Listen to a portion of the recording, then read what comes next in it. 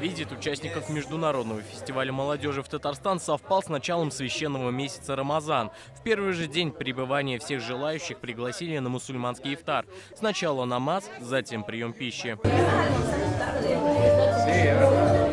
Мухаммад Аму-Мубарак держит пост не первый год. По его словам, в Египте знают об обычаях и традициях многонационального Татарстана. Казань — это мусульманский город, мы знаем это в Египте, это очень хорошо.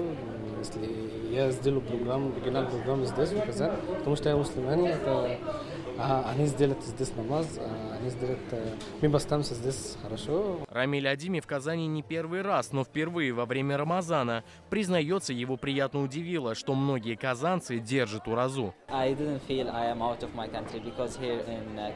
Я не чувствую себя вне своего дома. В Казани очень добрые люди. Созданы прекрасные условия для тех, кто держит уразу. Здесь даже оказывают помощь малоимущим, кому сложно оплатить свой обед. Арон Монар приехал в Казань из-за возможности познакомиться с исламом и татарской культурой.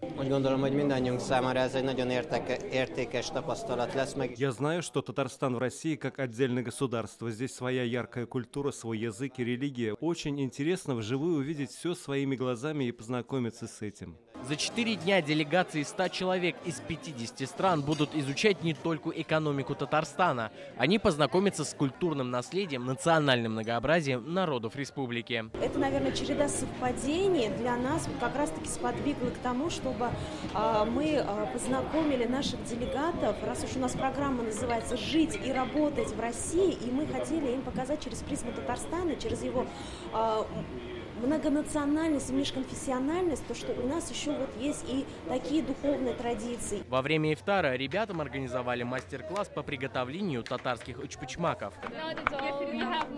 Мы готовим сладости, круассаны. На самом деле я очень люблю подобные пирожки. Вернусь домой, обязательно приготовлю. Вот именно еда, культура, да, то есть блюдо, то есть это одно из показателей, то, с чем мы, как правило, всегда стараемся ознакомить наших гостей. Ну и всегда, когда сидишь, кушаешь, чай пьешь вместе, да, то есть какие-то, то есть создается благоприятная атмосфера. Впереди у гостей поездка в Иннополис, IT-парк имени Башира Рамеева, логистические центры маркетплейсов и обязательно, главное, культурные и исторические площадки республики. Искандер Гималдинов, Адель Миндубаев, ТНВ, Казань.